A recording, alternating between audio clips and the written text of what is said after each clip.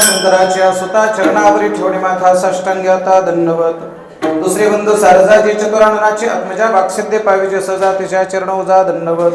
आता बंधू साधू सज्जन नित्य हरिचे ध्यान विठ्ठल नाम उच्चारिते जनतया माझे दंडवत। आता बंदरंग भूमिका कीर्तने उभे होती लोका टाळ मृदंग श्रोते देखा तया माझे दंडवत। ऐसे नमन करून सकळा हरिकथा बोले बोबड्या बोला अज्ञान म्हणून आपल्या बाळा चालवी सकळा नामा म्हणे विठाला विठाला।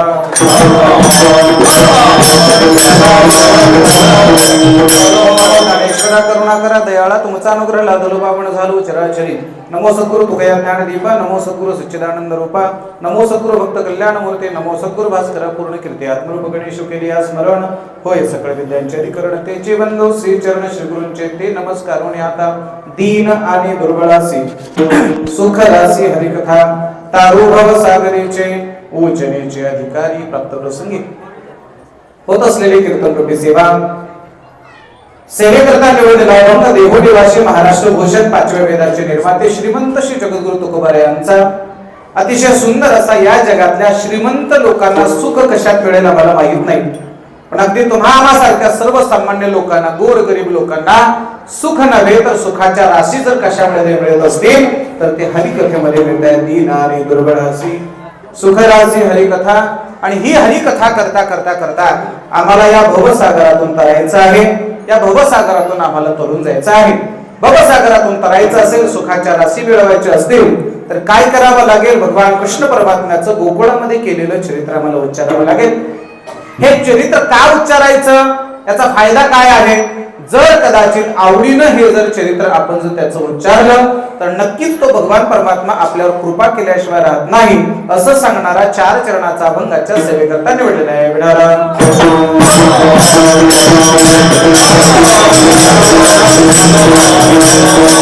अभंगाचं चिंतन आपल्या पुढे ठेवण्यापूर्वी कार्यक्रमाविषयी कसा परिहार द्यायचा असेल तो असा आपल्या सर्वांना माहिती आहे तरी सुद्धा सुंदर पवित्र पुनीताने पावन अशा या श्री क्षेत्र लातूर रोड मध्ये अर्थात गोविंद बाबांच्या या पवित्र प्रांगणामध्ये गेल्या अनेक वर्षापासून हा मोठा उत्सव साजरा होतो आहे।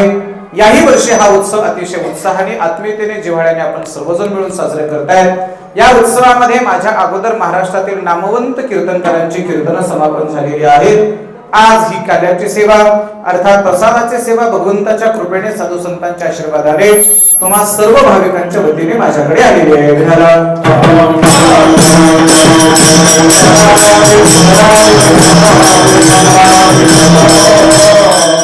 ही सेवा करत असताना जगद्गुरु तुकोबाराय यांच्या अभंगाचं चिंतन आपल्यापुढे ठेवत असताना माझ्या या सेवेला किंवा गोविंद बाबांच्या या सेवेला उपस्थित असणारी सर्व परिसरातील गुणीजन कीर्तनकार मंडळी, बरीच कीर्तनकार मंडळी व्यासपीठावर उपस्थित आहेत, अशा सर्व महाराज मंडळींना माझा साष्टांग दंडवत असेल। गायनाची साथ करणारे आमच्या आदरणीय हरिभक्तपरायण आष्टेकर माऊली आहेत, हरिभक्तपरायण नवनाथ महाराज आष्टेकर आहेत, ज्यांनी भजन सुरुवात केलं आमचे हरिभक्तपरायण दशरथ महाराज आहेत, मृदंगावरती सुंदर मला साथ देणारे हरिभक्तपरायण विष्णू महाराज आहेत, आणि मुलगा मृदंग वाजवतोय म्हणून कौतुकाने बाप बाजूला बसून पाहतोय, हे की नाही? हे वैशिष्ट्य आहे महाराज। आणखी पुढे सांगू का? हे वैशिष्ट्य आहे, मला आनंद वाटतो, कारण का मला बरं वाटतंय, म्हणजे कुणी आम्हाला म्हणून हे बाप लेकं फिरतेत म्हणून तुमचं बघून थोडंसं आम्हाला आधार वाटते। आम्ही सोबत असतो, माझे वडील नेहमी माझ्या सेवेला सोबत असतात। आमचे हरिभक्तपरायण दिलीप महाराज ही उपस्थित आहेत। व्यासपीठावर सर्व गुणीजन निष्ठावान वारकरी आपल्या सर्वांच्या चरणी कोटी कोटी प्रणाम करतो। टाळकऱ्यामध्ये कोणाचा परिचय कमी अधिक असेल नसेल किंवा कोणाचा नामोल केला असेल नसेल तरी आपण सर्वजण निष्ठावान वारकरी आहात, गोविंद बाबाचे भक्त आहात, ज्ञानोबा तुकोबारायांचे पाईक आहात। अशा या संप्रदायाची सेवा करणाऱ्या प्रत्येक गायक वादकांच्या चरणी माझा साष्टांग प्रणिपात असेल, साष्टांग दंडवत असेल। माझ्यासमोर बसलेल्या सर्व सुज्ञ श्रोते मायबाप आपल्या सर्वांच्या चरणावरती कोटी कोटी प्रणाम करतो। संख्या भरपूर आहे, लोक भरपूर आहेत। माझा आवाज मागे क्लिअर येतोय का? आवाज येतोय का मागे? मी बोललेलं कळतंय का? मागे आवाज येतोय का? येत असेल तर हो म्हणा, नाही म्हणा। येतो का? येतो ना? हा हा, असं असं जरा येत असेल तर सांगा बरं का। काय आहे, जोपर्यंत आम्ही काय बोलतो हे तुम्हाला कळत नाही आणि तुम्हाला नेमकं काय चाललंय तुमच्यात हे आम्हाला कळत नाही तोपर्यंत कीर्तनातली आंतरक्रिया होत नाही। नाहीतर आम्ही बोलत राहायचं, तुम्ही डुकल्या खायच्या, याला काय अर्थ नाही.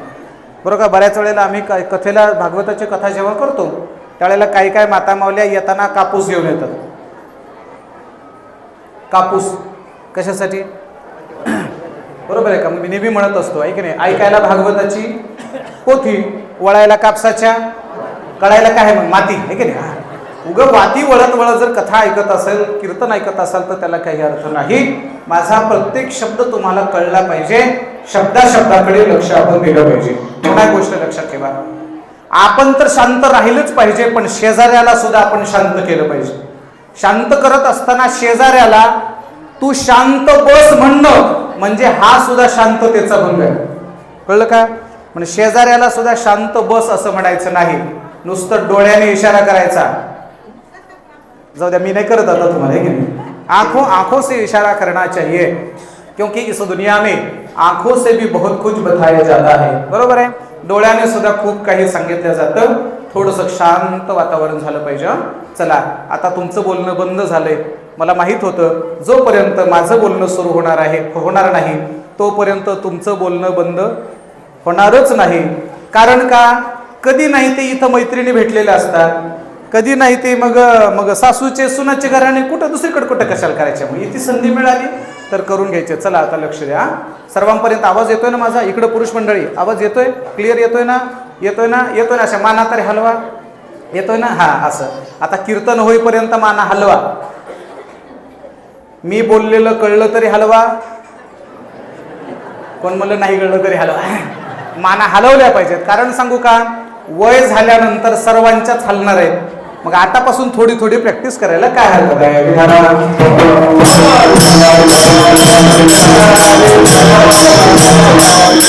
चला, सर्व सुज्ञ श्रोते मेहरबान, आपल्या सर्वांच्या चरणी ही सेवा ठेवत असताना मला या सेवेची संधी ज्यांनी दिली ते आमचे आदरणीय हरिभक्तपरायण मुंडे गुरुजी आणि या संस्थांचे या विश्वस्त सर्व मंडळी, अध्यक्षापासून ते सदस्यापर्यंत या मंदिराचा कारभार पाहणारी म्हणा किंवा या मंदिराची सेवा करणारी ही सर्व मंडळी. बरं का? ट्रस्टवर किंवा विश्वस्त ही मंडळी ही मंदिराचे मालक नसतात, तर हे मंदिराचे सेवेकरी असतात. मला सांगू का? एखादं संस्थान असू द्या किंवा एखादी कुठलीही घटना, कुठलीही एखादी युनिट चालवत असताना चालवणाऱ्या माणसाला काय त्रास होत असतो हे चालवल्याशिवाय कळत नाही. बरं का? अतिशय सेवाधारी वृत्तीने या संस्थांची सर्व विश्वस्त मंडळी विशेष सहकार्य करत असतात आणि अतिशय चांगला सोहळा आपण पुण्यतिथीचा तर करतो, पण मला असं वाटतं की दर एकादशीला सुद्धा येथे हजारो भाविक येत आहेत, गोविंद बाबांचं दर्शन करतायत, प्रसाद घेतायत, कीर्तन भजन ऐकतायत. म्हणजे साक्षात आपल्या परिसरातल्या लोकांना पंढरपुराचा साक्षात अनुभव आपण सर्वजण मंडळी घेत आहेत. आणि पुन्हा एक गोष्ट सांगतो, संस्थान मोठी असतील याला महत्व नाही, मंदिर मोठे आहेत याला महत्व नाही, मंदिरामध्ये आमचे धार्मिक कार्यक्रम किती चालतायत याला विशेष महत्व आहे. ह्या धार्मिक कार्यक्रमाची रेलचेल नेहमी, मग कीर्तन असेल, भजन असेल, एकादशी असेल, महाप्रसाद असेल, अशा नेहमी कार्यक्रमामध्ये आपण सर्वजण व्यस्त राहतात. आदरणीय मुंडे गुरुजी आणि आमचे हरिभक्तपरायण नवनाथ महाराज अष्टेकर यांनी ही सेवा माझ्याकडे दिलेली आहे.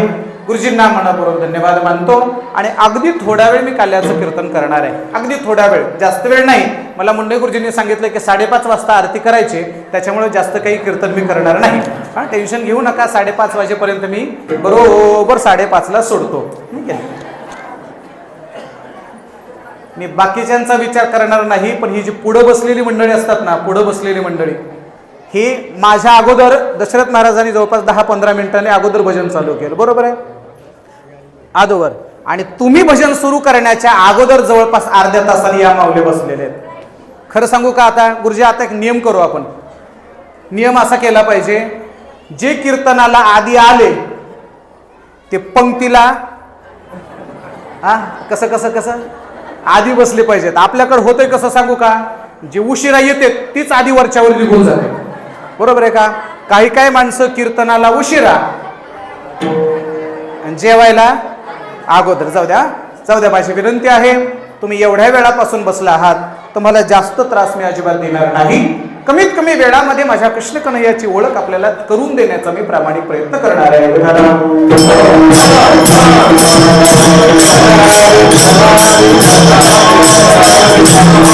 या जगातल्या प्रत्येक माणसाचा शोध हा सुखाच्या प्राप्तीसाठी आहे.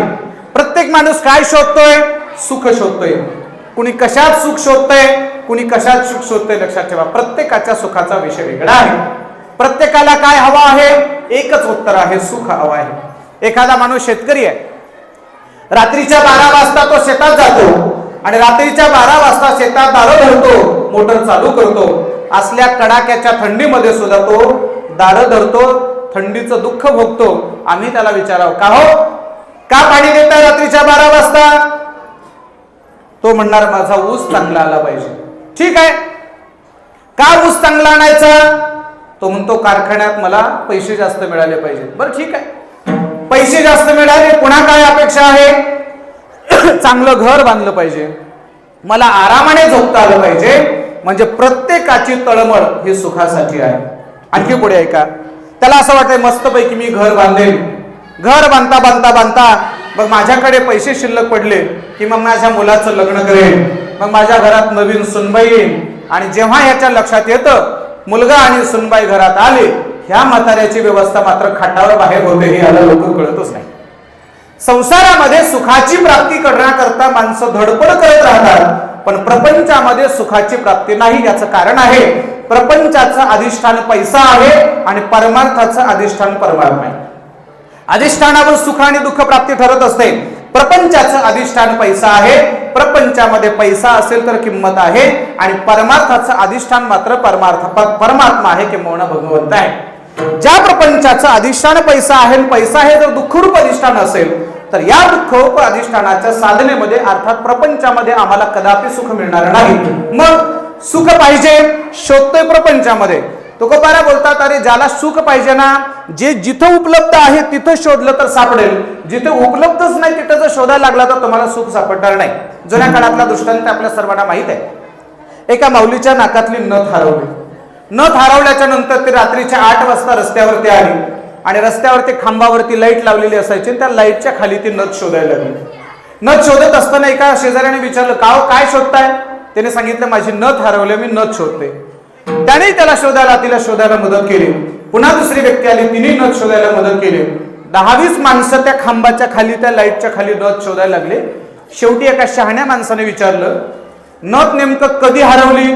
त्याने सांगितलं, आज दुपारी. कुठं हरवली? ती म्हणली, घरात. कळलं का नाही तुम्हाला? हरवली कुठे?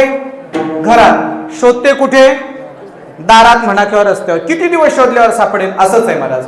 नथ सापडली, हरवली आहे घरात, शोधतो आहे दारात. तसं आपल्याला सुख शोधायचं आहे, सुख मिळवायचं आहे, सुख मिळणार आहे परमार्थामध्ये, पण आपण शोधतोय प्रपंचामध्ये.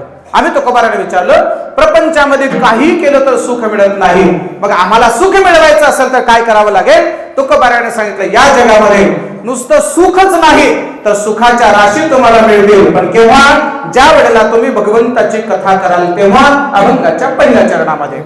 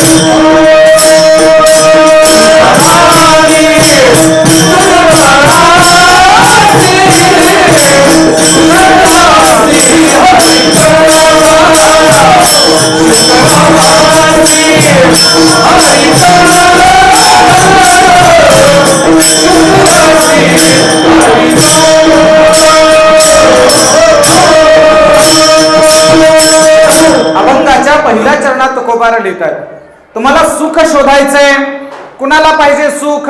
तुकोबारा सांगतात दीन आणि दुर्बळ असे. इथे दीन हा शब्द उच्चारत असताना दिन असा उच्चार करायचा नाही, उच्चार करत असताना दीन हा शब्द दीन असा उच्चार करायचा. म्हणजे द ला जी वेलांटी आहे ती वेलांटी पहिली नाही तर द ला वेलांटी ही दुसरी आहे. बरोबर आहे, बरोबर आहे. द ला जर पहिली वेलांटी दिली तर दिन शब्द होतो, पण त्याचा अर्थ होतो दिवस. आणि द ला जर दुसरी वेलांटी दिली तर त्याचा अर्थ उच्चार होतो दीन, आणि मग त्याचा अर्थ होतो दीन म्हणजे गरीब, तुमच्या माझ्यासारखा. ऐका, सुख मिळवायचं ना, मोठी माणसं सुख मिळवायला कुठंही जातील. थोडं क्षमा मागून बोलू का, क्षमा मागून बोलू का? ज्या माणसांना पैसा आहे, जी माणसं श्रीमंत आहे आणि त्यांना म्हणलं आता बोर झालं आपण कुठंतरी फिरायला जाऊ, कुठंतरी फिरायला जाऊ, पैशावाली माणसं कुठं फिरायला जातील? कोण म्हणलं गोव्याला? नाही ना, नाही ना, कुठे जातील? पैशावाली माणसं गोव्याला जातील. पण लक्षात ठेवा, तुमच्या माझ्यासारख्यांना जर बोर झालं, प्रपंचाच्या व्यापामध्ये जर कंटाळा आला, तर आपण फिरायला कुठं जाऊ?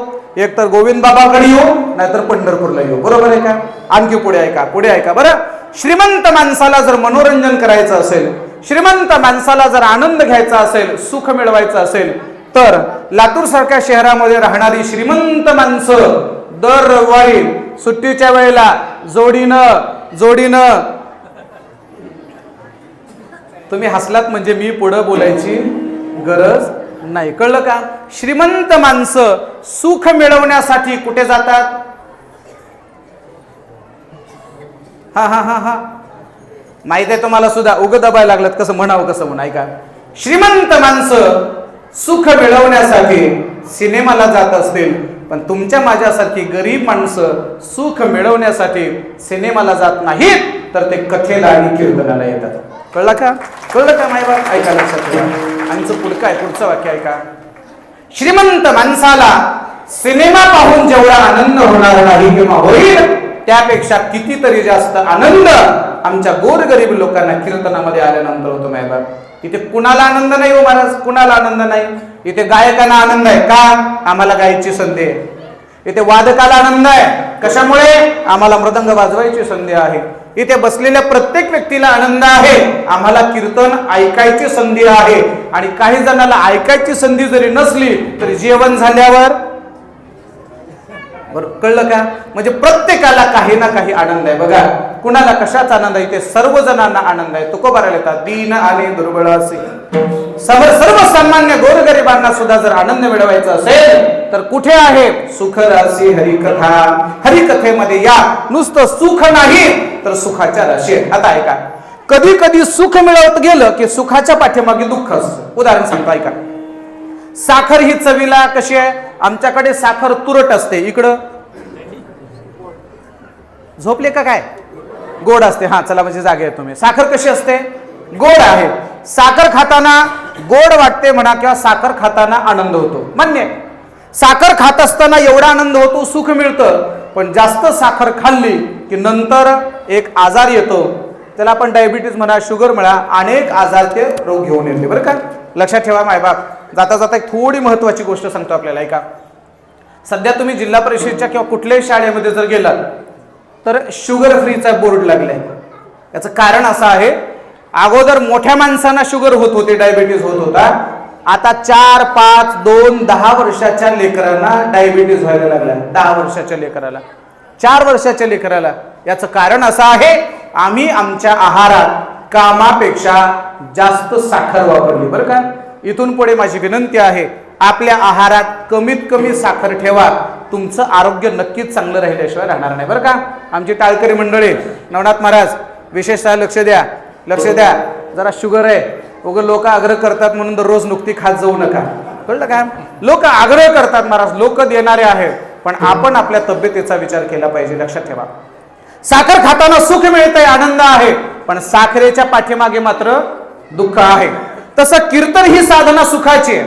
कीर्तन ऐकत असताना सर्वांना आनंद आहे, सर्वांना सुख आहे, पण असं काही झालं का एखाद्याने कीर्तन ऐकलं आणि त्याचं फार वाटोळ झालं, असं कधी होत नाही. इथला हा तर फायदा आहेच आहे, त्यासोबत सर्वात मोठा जर फायदा कोणता असेल तर या भवसागरातून आम्हाला तरुण जाता येत आहे. आम्हाला काय करायचंय? तारू भवसागरीचे अभंगाच्या दुसऱ्या चरणामध्ये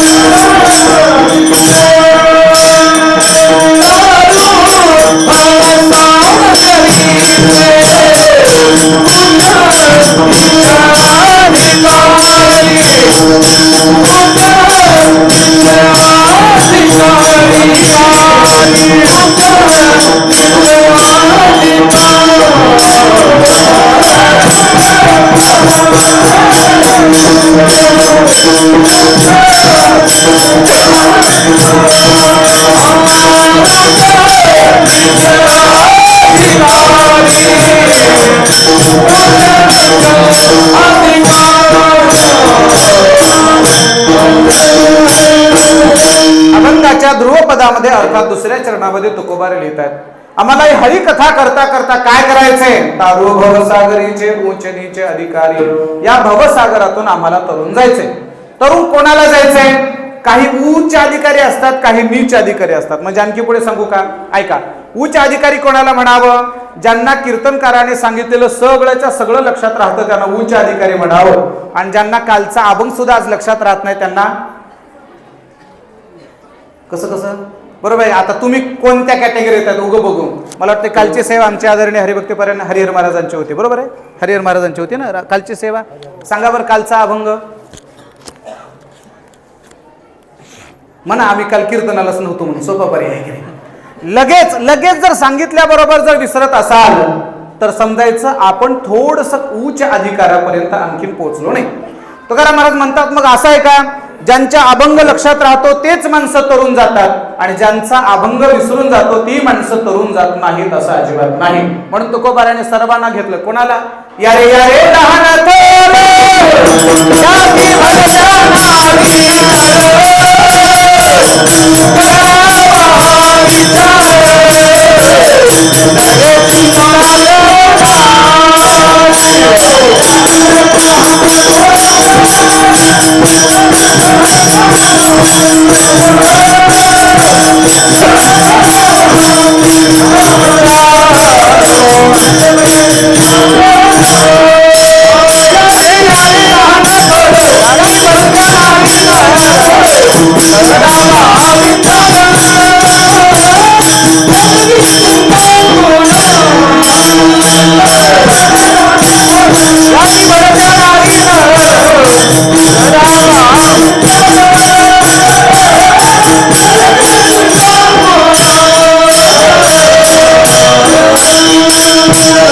कोणाला सांगितलं? तुकोबाराने सांगितलं लहान थोर सगळे सगळे सगळे या. कोण कोण? स्त्रियो वैश्य वैशास तथा क्षुद्रास तेपी यांती परांगती. लहान या थोर या, गरीब या श्रीमंत या. इथे काय गेटला पास लावलाय का हो? ज्याच्या नावाने, बरोबर आहे का? आता सरकारने सुद्धा चाळणी सुरू केली. चाळणी माहिती आहे का तुम्हाला?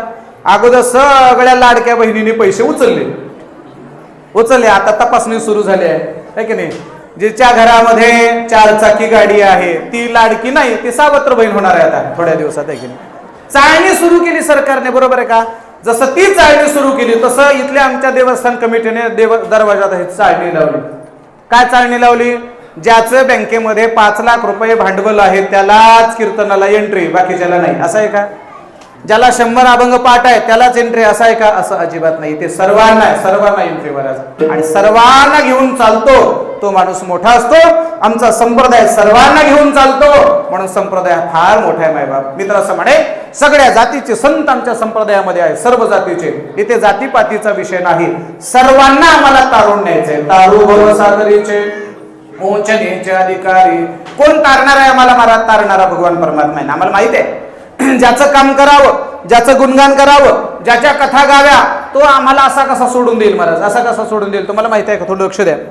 ज्यावेळेला एखाद्या नदीला पुराला पाणी आलेलं असतं, नदीतून पाणी असतं, प्रचंड मोठं पाणी आहे, आणि मुलगी आणि बाप जेव्हा त्या पाण्यातून चालल्याच्या नंतर ते बाप मुलीला म्हणतो, माझ्या हाताला धर, आपण पुढे चालू. मुलगी काय म्हणते? बाबा मी तुमच्या हाताला धरणार नाही, तुम्ही माझ्या हाताला धरा. का बरं? माझा हात सुटू शकतो, पण माझा विश्वास आहे माझा बाप लेकीला कधीच पाण्यामध्ये सोडू शकत नाही. बरोबर आहे? बापाने जर एकदा लेकीचा हात धरला तर तो बाप लेकीचा हात कधीच सोडत नाही आणि त्या लेकीला वाहून सुद्धा जाऊ देत नाही. तसं माझ्या भगवान परमात्म्याने एकदा जर आपल्या या लेकरांचा जर हात धरला तर तो भगवान परमात्मा आपल्याला कधीच भवसागरामध्ये बुडू देणार नाही. त्याची कथा केली ना, त्याचं वर्णन केलं ना, त्याच्यासाठी आम्ही एवढ्या लांब आलो ना महाराज. ऐका ना, एवढा लांब प्रवास करून मी जवळपास 200-2.25 किलोमीटरचा प्रवास करून आलो. आमचे अष्टकर माऊली जवळपास 30-40 किलोमीटरचा प्रवास करून आलो. दशरथ महाराज जवळपास 50, म्हणजे ही सगळी माणसं 10-20, 50-60 किलोमीटरचा प्रवास करून आलो. बरं आम्हीच नाही, तुम्ही सुद्धा उगा कडमुळी जवळ असलं तरी 2 किलोमीटर का होईना पण आलीच नाही महाराज, आहे की नाही? ही सगळी माणसं आली ना जवळची, घरदार सोडून आलो. कोणासाठी आलो? कशासाठी आलो? आपण देवासाठीच आलो ना, देवाचं चिंतन करण्यासाठी आलो. आणि ज्याच्यासाठी आपण एवढी मरमर करावी आणि त्याने जर आपला नाही विचार केला मग आपण भांडणार नाही का त्याला? तो भगवान परमात्मा, त्याचं जर आपण चिंतन करत असू तर नक्कीच तो आपल्याला भवसागरातून तारल्याशिवाय राहणार नाही. तारू भवसागरीचे उंच नीच अधिकारी. आता आम्ही तुकोबारांना विचारलं, ठीक आहे तुम्ही सांगितलं देवाच्या प्राप्तीसाठी भवसागरातून तरण्यासाठी हरिकथा करावी लागते. मग हरिकथा करायची म्हटलं की उघडलं जर भागवत, तर भागवत उघडल्याच्या नंतर परीक्षित महाराजांना शुकदेवाने एकूण 24 अवताराच्या कथा सांगितल्या. 24 अवतार, बरोबर आहे? त्यातले काही अंश अवतार, काही आवेश अवतार, काही पूर्ण अवतार, काही कला अवतार, काही परिपूर्णतम अवतार. आवेश अवतार नरसिंहाची कथा सांगावी का मत्स्य अवताराची कथा सांगावी, वामनाची सांगावी का मग त्या समुद्र मंथनाच्या वेळेला झालेल्या मोहिनी अवताराची सांगावी, नेमकं कोणाच्या कथा सांगाव्या? हा प्रश्न जेव्हा आम्ही तुकोबारांना विचारलं त्यावेळेला तुकोबारांना सांगितलं, बाकीच्या कथा सांगण्यापेक्षा जरा कृष्णाची कथा सांगा, जरा आनंदाची कथा आहे. मग आम्ही तुकोबारांना विचारलं, बर कृष्ण नेमका कोणता सांगायचा? कृष्णाचा सर्वात जास्त काळ जर कुठे गेला असेल तर तो द्वारकेत गेला. माहिती आहे तुम्हाला? भगवान परमात्माने द्वारकेमध्ये आपलं वास्तव्य सर्वात जास्त केलं. याचं कारण असं आहे, ज्या वेळेला कंसाला भगवान कृष्ण परमात्म्याने मारलं आणि मारल्याच्या नंतर कंसाचा सासरा, त्याचं नाव होतं जरासंध. कंसाला 2 बायका होत्या, एक होती अस्ती आणि दुसरी होती प्राप्ती. या जरासंधाच्या कन्या होत्या. या जरासंधाने कंसाच्या मथुरेवरती जवळपास 17 वेळेला स्वारी केली आणि 17 वेळेला स्वारी केल्यानंतर कृष्ण परमात्म्याच्या लक्षात आलं, आपल्यामुळे पूर्ण मथुरेला त्रास होतोय, आपण इथं राहण्यापेक्षा आपणच गाव सोडून गेलेलं बरं. आणखी पुढे बोलू का? कृष्णासारख्या माणसाला सुद्धा लोकांनी गाव सोडायला भाग पाडलं तर तुमचं आमचं काय घेऊन बसतं मायबाप? कृष्ण परमात्म्याने या लोकांच्या त्रासाला कंटाळून गाव सोडलं आणि दारुकाच्या मदतीने समुद्राच्या काठावरती सुंदर अशी सोन्याची नगरी वसवली. त्यात सोन्याचा बंगला, सोन्याचे घर म्हणल्यावर त्याचे दार सगळे काचाचे महाराज, आणि काचाचे दारण, ते सोन्याचा बंगला, सोन्याच्या विटा, ते सोन्याच्या भिंती. हे मथुरेतले, गोकुळातले, वृंदावनातले सगळे गोपाळ उचलले देवाने आणि सगळे उचलून गुवाहाटीला नेऊन, गुवाहाटीला नाही ते त्या नगरीमध्ये उचलून नेऊन ठेवले. सगळे तिथं उचलून ठेवल्याच्या नंतर आता खेड्यातली माणसं शहरात गेले की त्यांना दरवाजा सापडत नाही, अशी अडचण होते. महाराज मला तुमचं माहित नाही, मी बी खेड्यातला माणूस आहे. मी शहरात जेव्हा मोठ्या लोकांच्या घरी जातो ना गुरुजी, मोठ्या लोकांच्या घरी गेलं की लोक म्हणतात महाराज बाथरूम तिकडे पाय धुवा. मी बाथरूम मध्ये गेलो की इमानदारीनं सांगतो ते खालचा नळ चालू करताना वरचं शावर चालू होतं, कितीदा तरी भिजलोय मी, किती तरी हे. आणि हे माझंच नाही सगळ्याच होतं. उगं मी सांगायला लागलो म्हणून बरं वाटेल तुम्हाला ऐकायला, सगळ्याचीच अवस्था होते महाराज. आणि खरं सांगतो मोठ्याच्या घरात गेलं ना, गरीब माणसं जरा अवघडल्यासारखंच बसतात. मी कधी कधी मोठ्याच्या घरी जास्त जायच्या भानगडीत पडत नाही, पण जावं लागते. ते मोठ्याच्या घरी गेलं ना, ते बसायचं काय असतं ते सोफा सीटवर बसलं की असं 3दा तर टिपकत आहे फुटबॉल टिपकल्यासारखं. मी म्हणलं हे काय बाबा चेंडू सारखी अवस्था करतायत लोक. बरं चला असू द्या. हे सगळे खेड्यातले लोक गोपाळ उचलले आणि उचलल्याच्या नंतर त्या सोन्याच्या नगरीमध्ये नेऊन उतरवले. त्या नगरीचं नाव होतं अगोदर विष्णुपुरी. लक्षात ठेवा, विष्णुपुरीमध्ये आता त्या नगरीमध्ये भगवान परमात्म्याने सर्व गोपाळांना नेऊन तिथे पोहोचवलं. आणि पोहोचवल्याच्या नंतर त्या गोपाळांना त्या वाड्यामध्ये त्या बंगल्यामध्ये एंट्री कशी करायची, दरवाजा सापडणार महाराज त्या गोपाळांना. प्रत्येक गोपाळ देवाकडे यायला लागला आणि देवाला म्हणाला भगवान भगवान इस घर का द्वार कहाँ है, द्वार कहाँ है, इसका द्वार कहाँ है, द्वार कहाँ, द्वार कहाँ, द्वार कहाँ, द्वार कहाँ, द्वार कहाँ, द्वार कहाँ, द्वार कहाँ, द्वार कहाँ, द्वारका द्वारका द्वारका द्वारका द्वारका द्वारका द्वारका. कळलं का? मग सर्वजण विचारत होते द्वार कहाँ, द्वार कहाँ, द्वार कहाँ, द्वार कहाँ. असं करता करता करता करता करता त्या गावाचं नाव पडलं द्वारका. कळलं का? द्वारका नाव का पडलं हे मी तुम्हाला सांगितलं, लक्षात ठेवा बाबा. बरं का? भगवान कृष्ण परमात्मा सुद्धा या जगाच्या लोकांच्या त्रासाला कंटाळून द्वारकेसारख्या नगरीमध्ये गेले आणि मग सर्व गोपाळाने आनंदाच्या भरामध्ये गीत गायलं. गड्यानो राजा केरी झाला, कृष्ण सिंहासने बैसला. आणि मग जय जयकार केला. बोलिये द्वारिकाधीश भगवान की जय. असं आता द्वारिकाधीश भगवान. आणि लक्षात ठेवा राज्याभिषेक झाल्यापासून ते शेवटच्या क्षणापर्यंत भगवान परमात्मा द्वारकेमध्ये राहिले. म्हणून द्वारकेचा राणा पांडवा घरी, द्वारकेचा राजा आहे पण पांडवाकडे येऊन राहायचा. सगळ्यात जास्त काळ देवाचा द्वारकेमध्ये गेला. आम्ही तुकोबाराने विचारलं बाकीच्या देवापेक्षा कृष्णाचं चरित्र सांगावं, आम्ही मान्य केलं. मग त्या कृष्णाचं चरित्र नेमकं द्वारकेतलं सांगायचं का गोकुळातलं सांगायचं? तुकोबाराने त्याचं उत्तर दिले अभंगाच्या 3ऱ्या चरणामध्ये. चरित्र ते उच्चारा चरित्र ते उच्चारा चरित्र ते उच्चारा चरित्र ते उच्चारा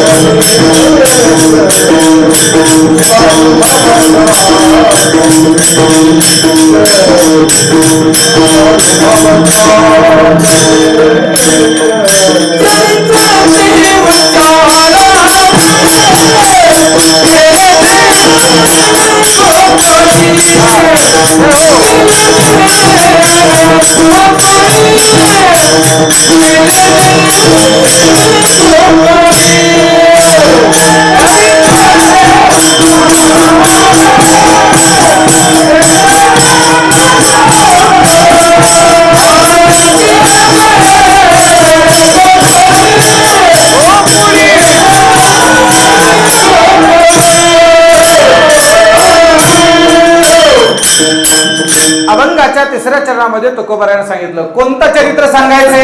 आता कोणापर्यंत आलो लक्षात ठेवा. बाकीच्या देवाचं चरित्र सांगण्यापेक्षा कोणाचं सांगितलं पाहिजे? कृष्णाचं. आता कृष्णाच्या एकंदरीत सगळ्या आयुष्यामधलं चरित्र आणखी पुढे सांगतो. काही गोष्टी देवाच्या असू द्या अगर माणसाच्या असू द्या लहानपणातच गोड वाटतात. ज्यांना कळलं ते हसलं, ज्यांना नाही कळलं ते झोपी गेले तरी चालतील. मी काय म्हटलं? काही गोष्टी देवाच्या असू द्या अगर माणसाच्या असू द्या लहानपणातच गोड वाटतात. आणखी पुढे बोलू. आमच्याकडे लेकूर जन्माला आलं ते हळूहळू असं पालतं पडतं उतानं होतं, पालतं पडतं उतानं होतं, बरोबर आहे. आणि मला असं वाटतं उतानं पालतं तिथूनच सुरू होतं. नाही कळलं? बरोबर आहे. पुन्हा काय करतं? हळूहळू ते लेकरू रांगायला लागतं, बरोबर आहे. आणि रांगता रांगता ते कुठं बी असं गडबडा लोळतं, बरोबर आहे. लेकरू कुठंही लोळलं की ते आईला बापाला त्याचं काय वाटतं? कौतुक वाटतं, बरोबर आहे. काय माझं लेकरू कसं लोळतंय, किती छान लोळतंय, डांबरीवर नाही ना कळलं ना मला काय बोलायचंय ते. कळलं ना काय बोलायचंय ते. बघा, लहानपणात लेकराने चुकीचं जरी वागलं तरी त्याची लीला होते, बरं का, लीला होते. कौतुकाने आपण सांगतो हे लेकरू ना माती खात होतं, कसंही लोळत होतं. अहो, माती खाणं चांगलं नाही, पण माती खाण्याची सुद्धा लीला झाली. याचं कारण आहे लहानपणातलं चरित्र गोड आहे म्हणून बाकीचं चरित्र सांगायचं नाही, केवळ गोकुळातलं चरित्र सांगा. चरित्र ते उच्चारावे केले देवे गोकुळे तारू भवसागरीचे उंच नीचे अधिकारी. ऐका, देवाचं चरित्र सांगितलं पाहिजे, कृष्ण परमात्म्याचं सांगितलं पाहिजे. आता आम्ही तुकोबाराने विचारलं बरं का सांगायचं आहे, का सांगायचं? तुकोबाराने सांगितलं लक्षात ठेवा, हे चरित्र जर आवडीने ऐकलं किंवा आवडीने जर हे चरित्र सांगितलं तर तो भगवान परमात्मा आमच्यावर कृपा करतो. अभंगाच्या शेवटच्या चरणावर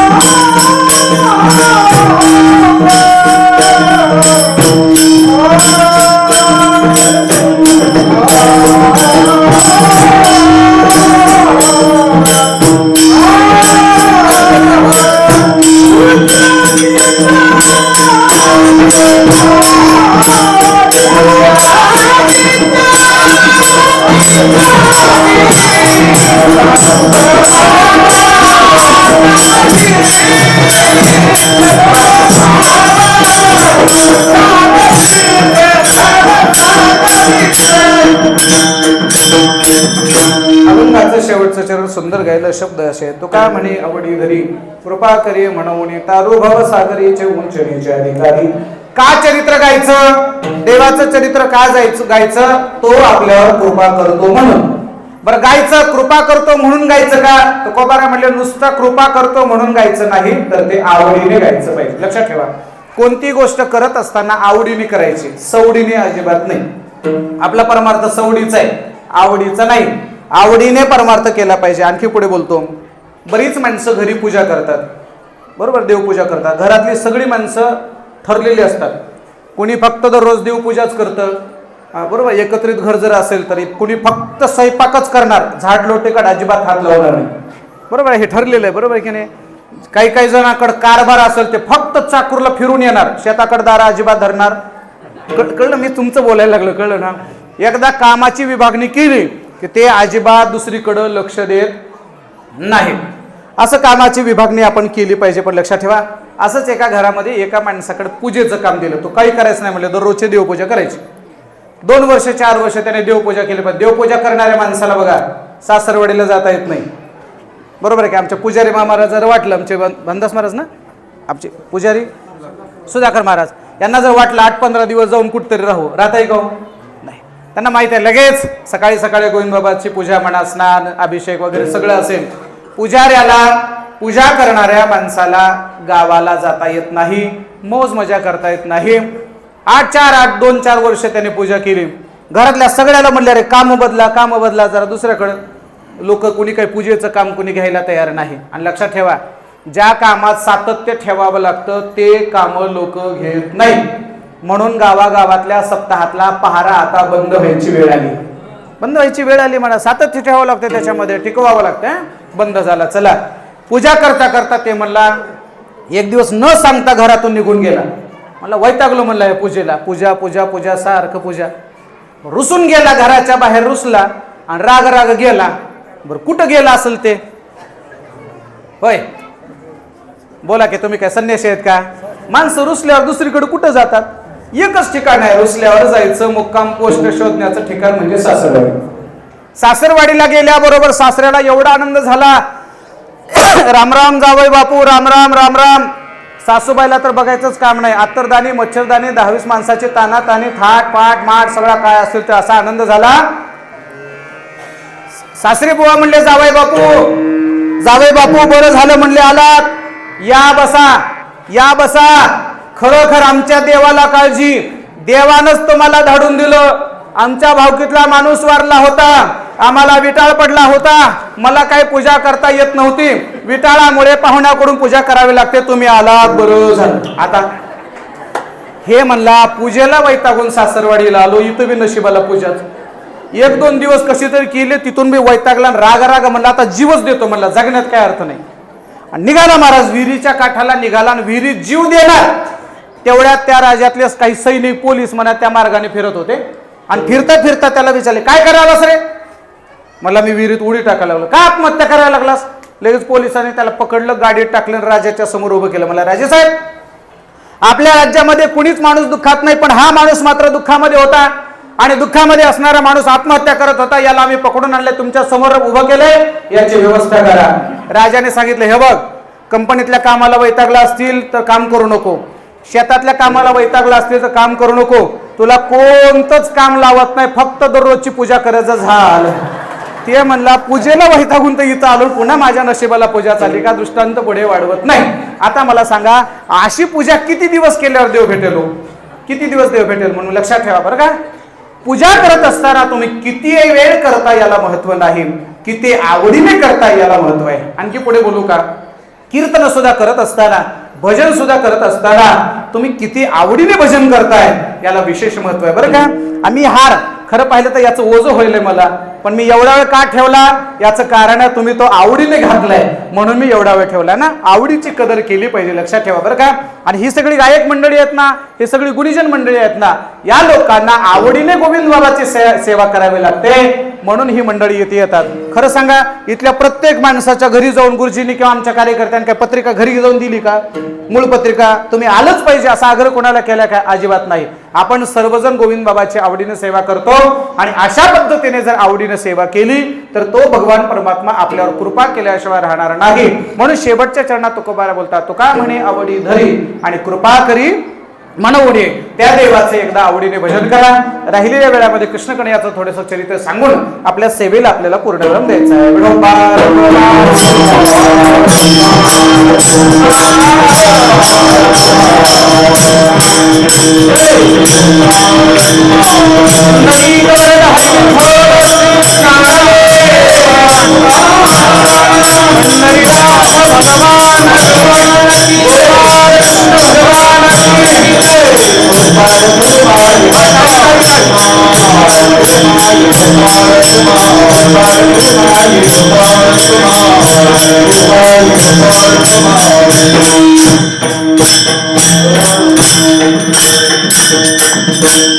दुर्बळासी सुखरासी हरिकथा तारू भवसागरीचे उंचरीचे अधिकारी चरित्र ते उच्चारावे केले देवे गोकुळे तारू भवसागरीचे उंचरीचे अधिकारी. तुका म्हणे आवडे जरी कृपा करी म्हणवणे तारू भवसागरीचे उंचरीचे अधिकारी. धावत्या वेगामध्ये अभंगाचा भावार्थ आपल्याकडे ठेवलेला आहे.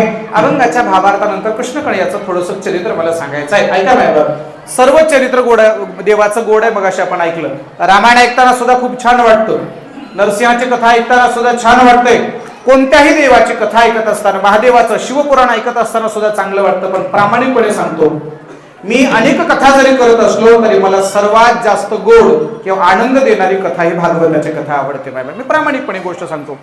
मला जर लोकांनी विचारलं, महाराज आमच्या गावात कथा ठेवायची आहे आणि कथा तुमच्या मनावर ठेवायची, कोणती कथा कराल?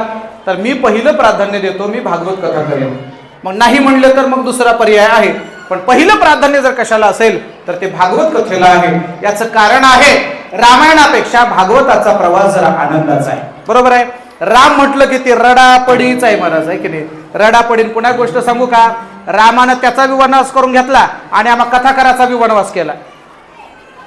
वनवासच केला ना महाराज. ते वनवास रडूनच सांगावं लागतो ना. आता राम वनवासाला गेला आणि हसून कथाकार सांगायला लागलाय. लोक काय म्हणतील, वनवासाचा प्रसंग आहे आणि कथाकार हसायला लागले. असं नाही महाराज. कथा ही वेगवेगळ्या रसामध्ये झाली पाहिजे.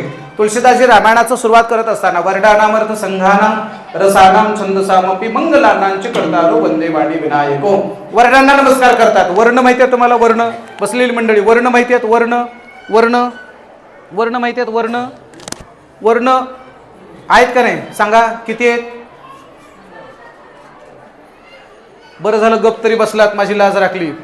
एका गावात विचारलं वर्ण, लहान पोरं म्हणले माहिती आहेत आम्हाला. म्हणलं कोणते कोणते? ते मला सपक वर्ण, तिकट वर्ण.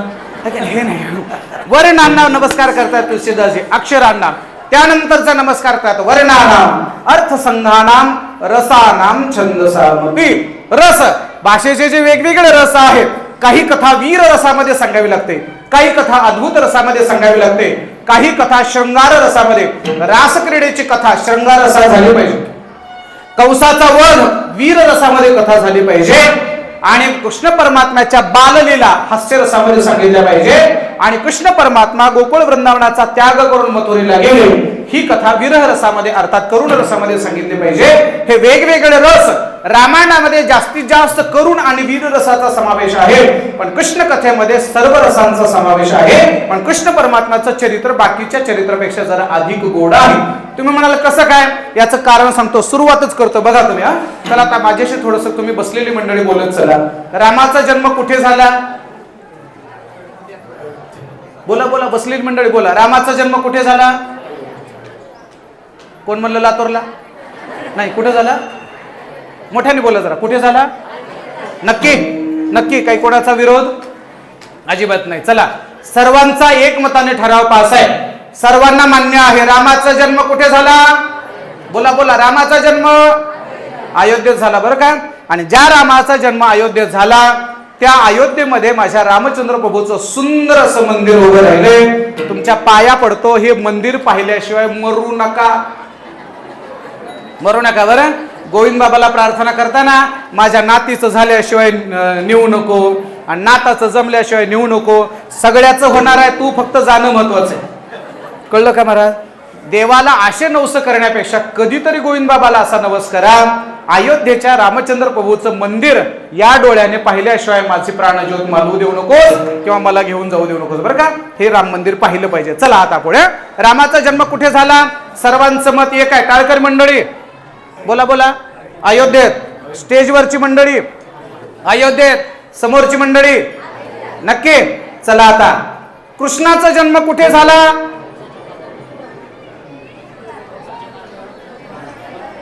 गुरुजी 3 पॅनल तयार झाले, 3 पार्ट्या तयार झाल्या. 3. एक पार्टी म्हणते गोकुळात झाला, दुसरी पार्टी म्हणते मथुरेत झाला आणि हुशार पार्टी म्हणते जेलमध्ये झाला. गाव तुमचे तुम्ही बघून घ्या. कळलं का? राम म्हटलं की बिनविरोध निवडणूक आणि कृष्ण परमात्मा म्हटलं की 3 पॅनलची निवडणूक. कळलं का? आता ऐका, एवढ्यावर तुमचं समाधान होणार नाही. सांगा रामाच्या आई वडिलाचं नाव. बोला बोला बोला. दशरथ आणि कौशल्या. नक्की ठरलं? चला आता पुढे. कृष्णाच्या आई वडिलाचं नाव बोला.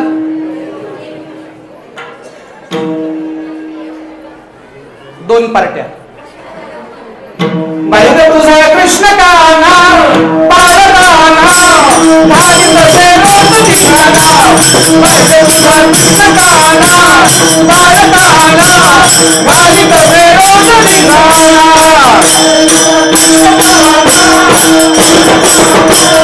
माहित ते रोज ठिकाणा.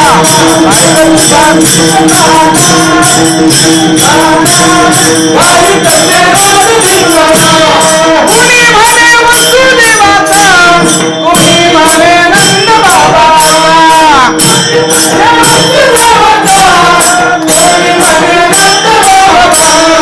कुणी म्हणे वसुदेवाचा, कुणी म्हणे नंद बाबा. कुणी म्हणे देवकीचा, कुणी म्हणे यशोदेचा.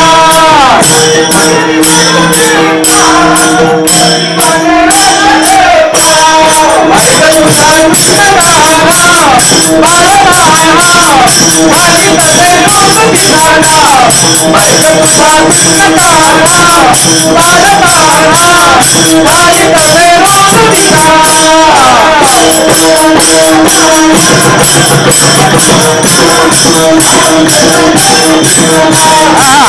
तुझा कृष्ण का नाव बाळा माहित ते रोज ठिकाणा.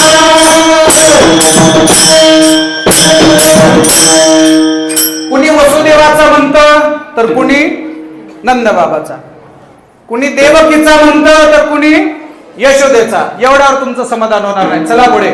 बोला माझ्याशी, सर्वांनी बोला. रामाच्या बायकोचं नाव बोला बोला, मोठ्याने बोला. रामाची पत्नी.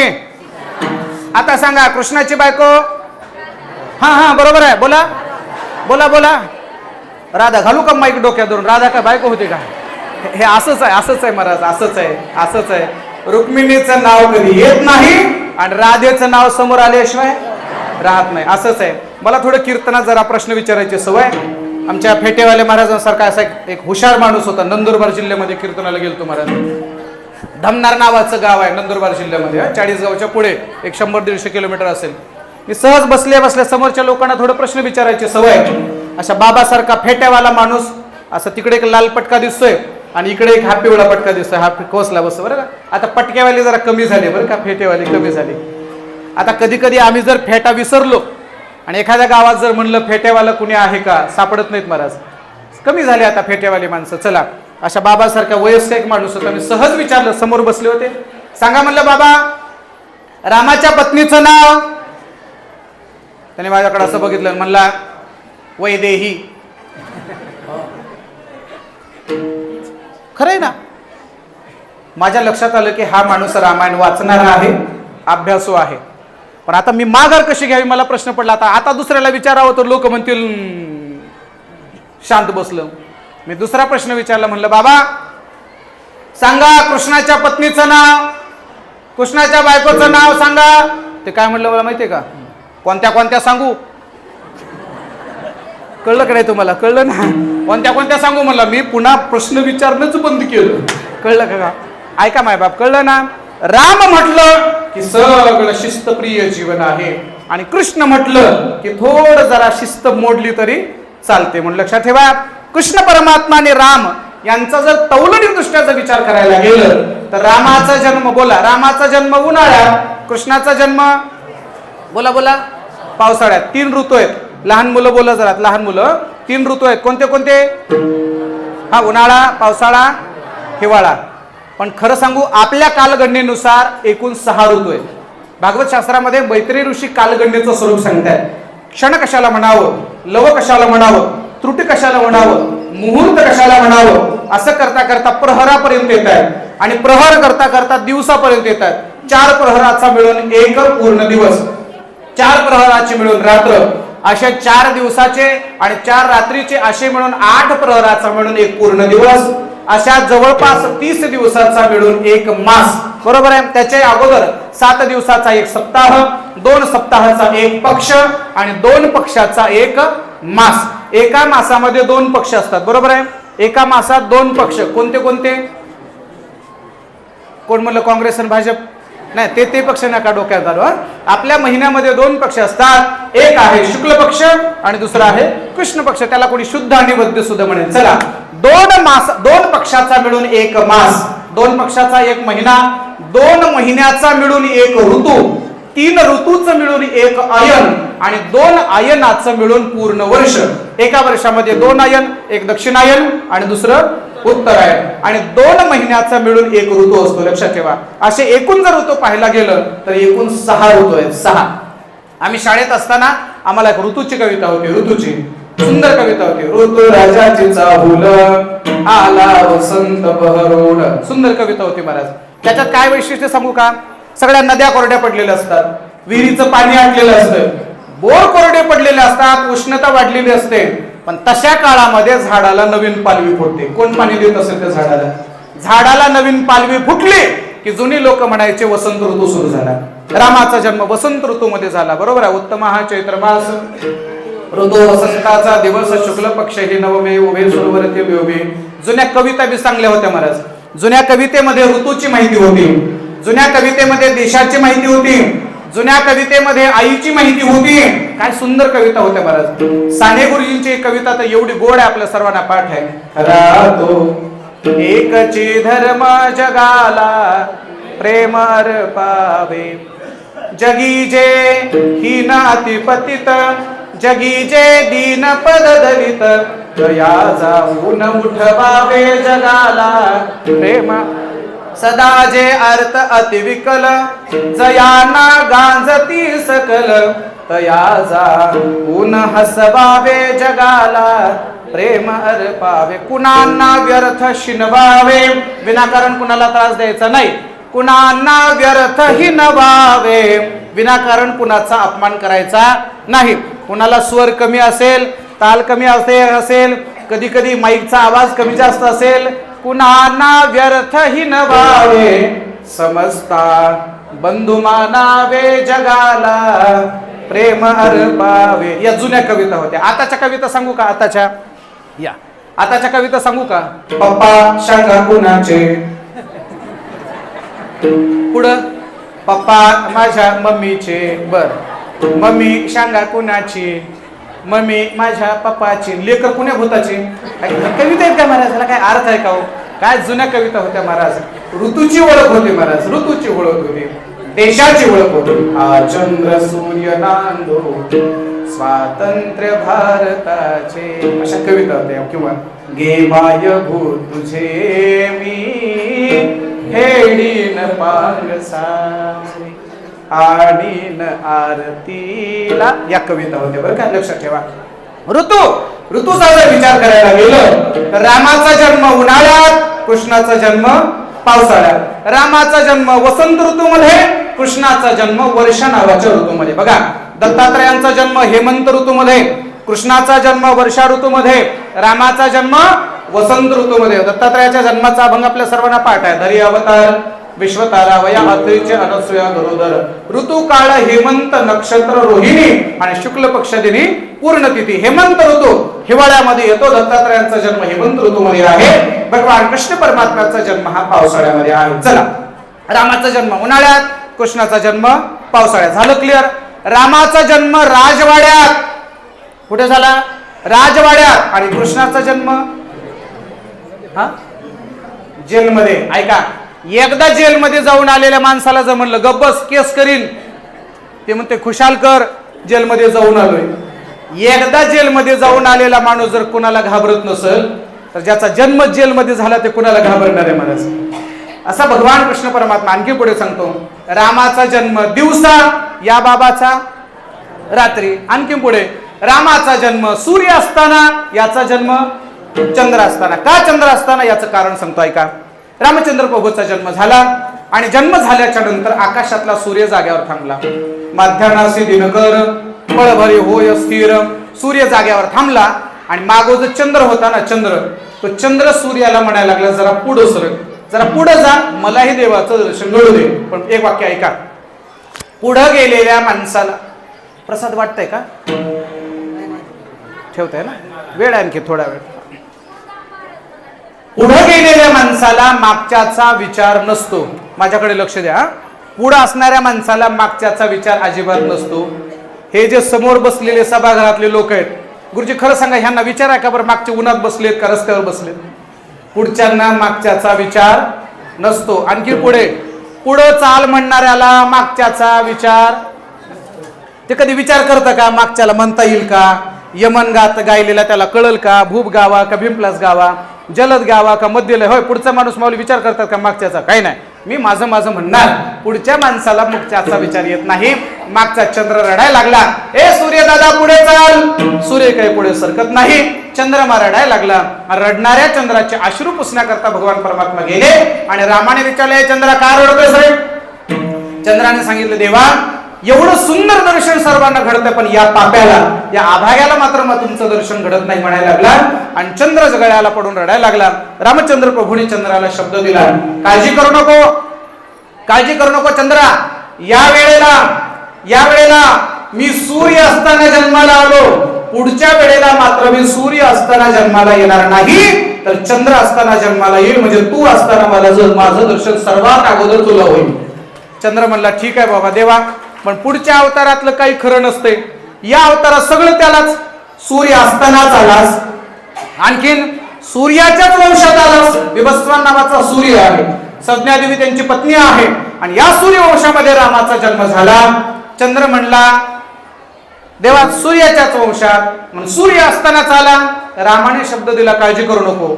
हा जन्म सूर्य असताना झाला ना, पुढचा जन्म चंद्र असताना, आणि हा जन्म माझा सूर्यवंशात झाला, पुढचा जन्म माझा चंद्रवंशात होईल. म्हणून भगवान कृष्ण परमात्माचा जन्म हा चंद्रवंशात आहे. श्री गुरु बृहस्पतीची पत्नी तारा, तिचं हरण केलं आणि तिच्या पोटी बुध नावाचा पुत्र झाला. ही चंद्रवंशाची कथा भागवताच्या 9व्या स्कंदामध्ये आपल्याला पाहायला सापडते. पुन्हा चंद्र काय म्हणला माहितीये का? देवा पुढच्या जन्मामध्ये माझ्या वंशात येशील, मी असताना येशील, पण पुढच्या जन्माचं काय खरंय? आणखी पुढे बोलू का? क्षमा मागून.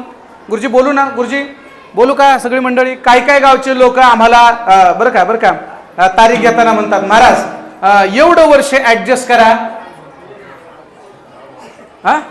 पुढच्या वर्षी वाढवून देऊ. मी म्हणत असतो, पुढच्या वर्षाचं काही खरं नसतं, या वर्षीचं काय ते बोला. आणि हे मी चंद्राकडून शिकलोय. चंद्र म्हणला, अरे पुढच्या जन्माचं काही खरं नसतं, या जन्मातलं सांग ना. त्यावेळेला रामाने सांगितलं, माझ्या नावासोबत कायमस्वरूपी तुझं नाव जोडतो. हा चंद्राला शब्द दिला आणि सांगितलं, आजपासून ज्या ज्या वेळेला लोक माझा जय जयकार करतील, त्या त्या वेळेला माझ्या नावासोबत तुझं नाव घेतल्याशिवाय माझा जय जयकार होणार नाही. पण बघा तुम्ही रामाचा जय जयकार करताना बोलिये सियावर रामचंद्र भगवान की. बरोबर आहे, रामासोबत चंद्राचं नाव आलं. कृष्ण परमात्म्याचा जन्म रात्री का झाला हे आपल्याला सांगितलं. भगवान कृष्ण परमात्मा कुठे जन्माला आले आपल्या सर्वांना ठाऊक आहे. वसुदेवाचा आणि देवकीचा विवाह झाला. आकाशवाणी झाली. लक्षात ठेवा, आकाशाची वाणी सांगत असे कंसा म्हणजे त्या काळामध्ये आकाशवाणीचं केंद्र होतं, हे मान्य आहे तुम्हाला? त्या काळामध्ये आकाशवाणी होती, सध्या आकाशवाणी आहे. थोडं जरा दूरचित्रवाणीच्या काळामध्ये आकाशवाणी जरा दुर्लक्षित राहिली, बरोबर आहे. त्या काळातली आकाशवाणी सांगितली म्हणजे बातम्या सांगितल्या आणि सांगितलं कंसाला. त्या काळात आकाशवाणी होती, ऐकायला येत होतं. नंतर थोडा विकास झाला आणि दूरचित्रवाणी, माहित झाली तुम्हाला दूरचित्रवाणी? तुम्हाला कसं काय? एका ठिकाणी घटना घडावी आणि दुसरीकडे पाहायला मिळावं, याला लाईव्ह म्हणतो आपण. क्रिकेटचा मॅच कुठेतरी ऑस्ट्रेलियात चालू असतो ना आपल्या घरातल्या टीव्हीत दिसतो, बरोबर आहे. याला आपण सध्या दूरचित्रवाणी किंवा टेलिव्हिजन म्हणतो, बरोबर आहे. त्याप्रमाणे कुरुक्षेत्रामध्ये काय घडत होतं ते सगळं पाहून राजवाड्यामध्ये सांगत होता, ज्याला दिसत होतं त्याला संजय म्हणावं, बरोबर आहे. धर्मक्षेत्रे कुरुक्षेत्रे समवेता युत्सवः मामकाः पांडवाश्चैव किम कुर्वत संजय. त्या काळातली आकाशवाणी प्रगल्भ होती, त्या काळातली दूरचित्रवाणी सुद्धा तेवढी चांगली होती. आकाशवाणीने कंसाला सांगितले, बघ पुढे असा धोका आहे, हिच्या पोटी जन्माला येणारा मुलगा तुला मारणार आहे. हातामध्ये शस्त्र घेतलं, मारायला धावला. वसुदेवाने विनंती केली, दोघाला बंदीशाळेमध्ये टाकलं. बंदीशाळेमध्ये टाकल्यानंतर पहिला मुलगा जन्माला आला, त्याचं नाव आहे कीर्तिमान. दुसरा मुलगा जन्माला आला, त्याचं नाव आहे सुषेण. श्लोक सांगतो म्हणजे लक्षात येईल. कीर्तिमंतम सुषेणंच भद्रसेन मुदारधीः रुज्जुम संवर्धनम भद्रम संकर्षण महेश्वरम. 6च्या 6 योग मारले. 7वा योग मायेच्या मदतीने रोहिणीकडे प्रविष्ट केला आणि 8व्याच्या रूपाने भगवान कृष्ण परमात्मा प्रकट झाले. प्रकट होत असताना 8 वर्षाची मूर्ती प्रकट झाली. 8 वर्षाची मूर्ती प्रकट झाल्यावर देवकी म्हणाली कृष्णाला, लहान हो. भगवान म्हणले, आई माणसाने लहानाचं मोठं व्हावं पण मोठ्याचं लहान होऊ नये. पण देवकी म्हणाली, कधी कधी वेळ पडल्यावर मोठ्याने सुद्धा लहान व्हावं लागतं. लहान हो, कधी कधी मोठ्याला सुद्धा लहानाच्या पाया पडावं लागतं, बरं का. कधी कधी सांगू का, कीर्तनामध्ये मोठी मोठी माणसं जरी आमच्या पाया पडत असली तरी मी रात्रीच एका पंक्चरवाल्याच्या पाया पडून आलो. पंक्चरवाल्याच्या पाया पडून आलो. 12 वाजता गाडी पंक्चर झाली. पुढचा प्रवास मला गाठायचा होता. ते नेमकं दुकान बंद करून झोपलं होतं. मी म्हणलं, लोक आमच्या पाया पडतात पण मी तुझ्या पाया पडतो, मला गाडीचं पंक्चर काढून दे. वेळ पडली की किती मोठ्या माणसाला लहान व्हावं लागतं ही गोष्ट लक्षात असू द्या, बरं का.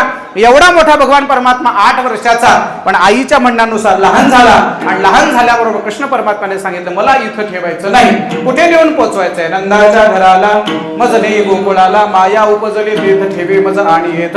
नंद बाबाच्या घरी नेऊन पोहोचवलं. नंद बाबाच्या घरी नेऊन पोहोचवलं. तिकडून मायेला परत आणलं. पायाला धरून खाली आपटणार तेवढ्यात आकाशात निघून गेले. मायेने सांगितलं, तुझं लागी बधी उपजला मजा आली. अरे मला मारून काही उपयोग नाही.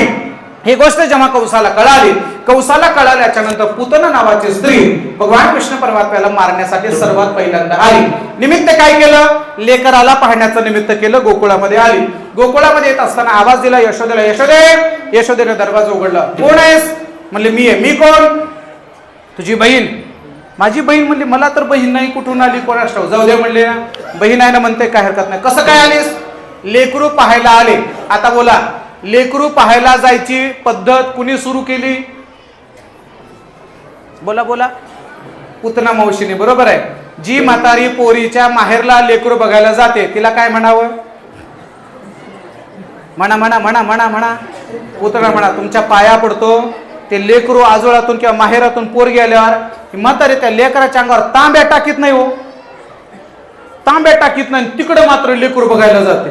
कुठं? त्या पोरीच्या माहेरला.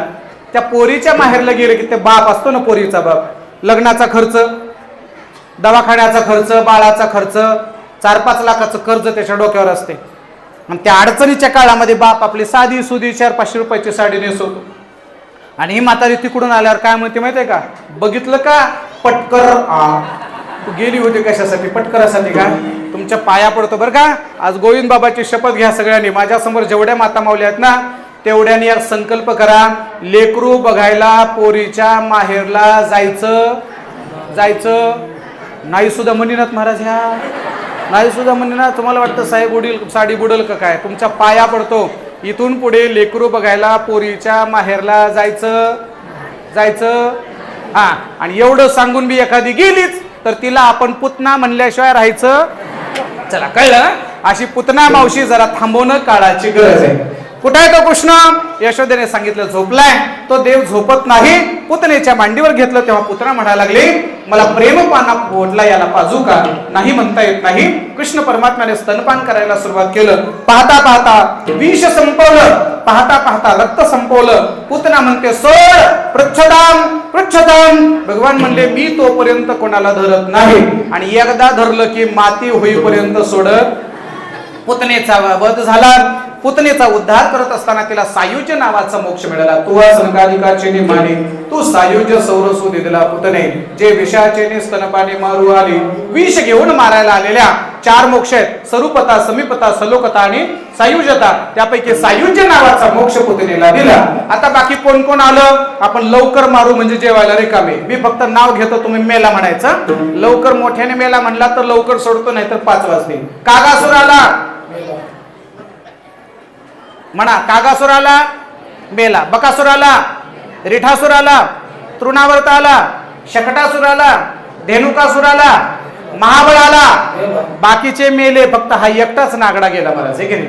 अनेकांना मारलं. काग बगरिठा मारिले बाळपणी, अवघे ते खाणे बुडविले. अनेक लोकांना बाळपणात मारलं. आणखी पुन्हा सांगतो, लहानपणापासूनच ज्याने संघर्षाला सुरुवात केली तो माझा भगवान कृष्ण परमात्मा होता. आणि लहानपणापासूनच ज्याने संघर्ष केला ते माझे छत्रपती शिवाजी महाराज होते. लक्षात ठेवा, लहानपणापासून शेवटच्या श्वासापर्यंत संघर्ष केला. आणखी पुढे बोलू का? कधी कधी कधी कधी शिवाजी महाराजांचं चरित्र आठवा. आम्ही केदारनाथला जेव्हा जातो, गुरुजी आपण जातो केदारनाथला किंवा अमरनाथला जातो ना, त्यावेळेला घोड्यावर प्रवास करावा लागतो, ज्यांना चालणं होत नाही त्यांना. मी एकदा घोड्यावर गेलो, प्रामाणिकपणे सांगतो 22 किलोमीटर घोड्यावर प्रवास करत गेलो तर 3 दिवस आपलं अंग दुखतंय. माझ्या छत्रपतीने अख्खं आयुष्य घोड्यावर घालवलं महाराज. काय म्हणत असेल तो मनका, काय म्हणत असेल तो शरीर, काय म्हणत असेल ते तब्येत. लहानपणापासून शेवटच्या श्वासापर्यंत संघर्ष केला ते कृष्ण परमात्माने. आणि लहानपणापासून शेवटच्या श्वासापर्यंत ज्यांचं जीवन संघर्षामध्ये गेलं ते माझे छत्रपती शिवाजी महाराज होते. महाराज लहानपणामध्ये सगळ्यांचा बंदोबस्त केला. हळूहळू भगवान परमात्मा आता मोठे व्हायला लागले, रांगायला लागले. रांगत असताना कसे रांगायला लागले? तळहात तळहात टेकी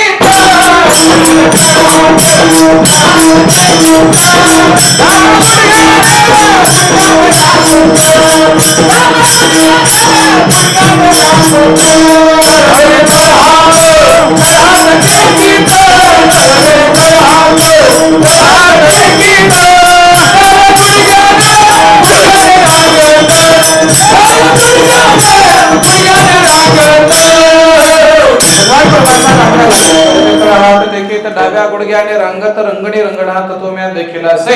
रांगता रांगता काय करायला लागले? रांगत रंगणी चोरीत लोणी धावते गवळणी बांधिती चरणी देती गाराणी यशोदे साधनी दधी घृत बक्षुनी तमाल निळे नवल केले साजनी कृष्ण आळवा बाई आळवा परतुनी माते दाबा कृष्ण आळवा बाई आळवा.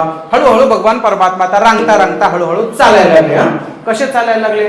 साबळ्या वाहनाचं हे मूल कोणाचं कोणाचं कोणाचं मलपत मलपत चालत चालायला लागले भगवान परमात्मा. चालता चालता अनेक घरी गेले. गोपाळांना घेतलं, सर्व गोपाळांना सांगितलं याल तरी लागे, अवघे माझ्या मागे मागे, सर्वजण माझ्या मागे मागे या. अनेक गवळणीच्या घरी गेले. काय काय केलं? गवळणीचा मोर्चा आला आणि यशोदेला सांगायला लागले, हे बघ यशोदे काय झालं? परवा आला मुच्या घरात दारी निजला होता म्हातारा, घेऊन ताकाचा डेरा वरी सैरा पुढे गेला. दुसरी गवळण म्हणायला लागले, पतीची दाढी माझी वेणी, गेला बाई गाठ बांधोनी, गाठबाई कुणासे सुदेला. अशा अनेक खोड्या सांगता सांगता यशोदेने कृष्णाला सांगितलं, कृष्णा अरे खोड्या नको करू माझे बाबा, बाबा बाबा खोड्या नको करू माझे बाबा. आधी समजावून सांगितलं तरीही लेकरू ऐकत नाही. यशोदेच्या लक्षात आलं. आणि लक्षात ठेवा, लहान लेकरू ऐकत नसेल तर त्याला शाळेत घालावं. बरोबर आहे? लहान लेकरं ऐकत नसल्यावर शाळेत घालतात आणि मोठे लेकरं ऐकत नसल्यावर कोण म्हणलं बाजा वाजवतात. बरोबर आहे की नाही? लहान पोरं ऐकत नसले की शाळेत घालावं. सांगितलं कृष्णाला तुम्ही आता शाळेत जा. आणि भगवान परमात्मा गोपाळा समवेत शाळेत गेले. गोपाळांची शाळा म्हणजे गायी राखणं. चला वळू गायी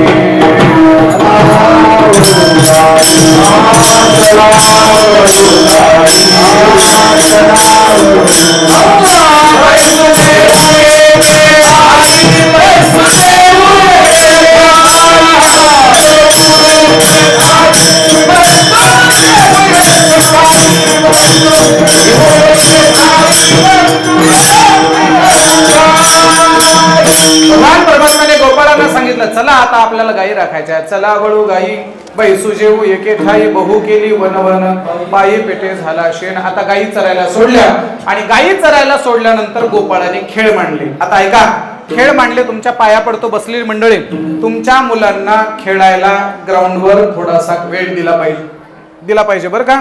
आता लहान लहान पोरं आहेत माझ्या समोर, मी ऍक्शन करून दाखवतो, मला त्या खेळाचे नावं सांगायचे, सर्वांनी नावं सांगायचे. चला, असा चेंडू घ्यायचा, असा फेकायचा, तिकडून फळीने मारायचा. बोला बोला बोला.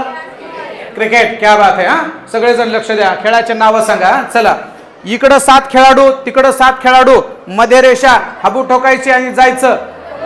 बोला बोला. कबड्डी. क्या बात आहे. चला चला, आता असा तिकडून चेंडू आला की नुसतं हाताने असा मारायचा, नुसतं हाताने मारायचा, पाय लागू द्यायचा नाही. व्हॉलीबॉल. चला पुढे, अजिबात हात लागू द्यायचा नाही, नुसतं पायाने फेकायचा. फुटबॉल. आणखी पुढे आहे का, तो जो गोल जाळी लावलेली असते अशी ते जाळीत चेंडू टाकायचा. बास्केटबॉल. आता हे खेळ झाले. आता दुसरा खेळ सांगतो ऐका. काडी घ्यायची, असे पाया खालून फेकायची, लांब काडी गेली की येईपर्यंत झाडावर चढायचं. डप डप डप. ऐका ऐका, हा आता ही येणार नाही, ही जुन्या माणसाला येते, नव्या पिढीला ही येत नाही. एक दांडा असतो, छोटीशी विटी असते, असा विटे दांडू. आता ऐका, एक मजेशीर खेळ आहे. असा कपड्याचा, मेन कपड्याचा असा चेंडू करायचा, त्याला दोरीने असं गुंडाळायचं, बांधायचं, असं फेकायचं आणि हुकवायचं. या खेळाचं नाव बक्कामबुक्की. बक्कामबुक्की. बरोबर आहे, बक्कामबुक्की. तुमच्या पाया पडतो, तुमच्या लेकराला बक्कामबुक्की खेळ खेळू द्या. तुम्हाला त्याचा फायदा काय? बक्कामबुक्की खेळामध्ये कोणती प्रॅक्टिस होती माहितीये का? त्याने चेंडू फेकला की ह्याला हुकवायला येतंय. ह्याचा फायदा काय? लग्न झाल्यावर बायकोने लाटणं फेकून हाणलं की ह्याला हुकवायला येतं. हा त्याचा नवीन फायदा. कळलं का? तिनं जर उलटनं लाटणं फेकून हाणलं, ह्याला हुकवायला आलं पाहिजे, हा त्याचा फायदा आहे. तुमच्या पाया पडतो, लेकरांना खेळायला शिकवा. अनेक पद्धतीचे खेळ खेळले. खेळ खेळता खेळता 1:15 वाजून गेला. गोपाळ म्हणले आता कवर खेळायचं देवा. खांदी बार पोटी भूक काय खेळा याचे सुख तुका म्हणे, आता खेळ मोडावा परता. कोणते कोणते खेळ मांडले? हमामा बोर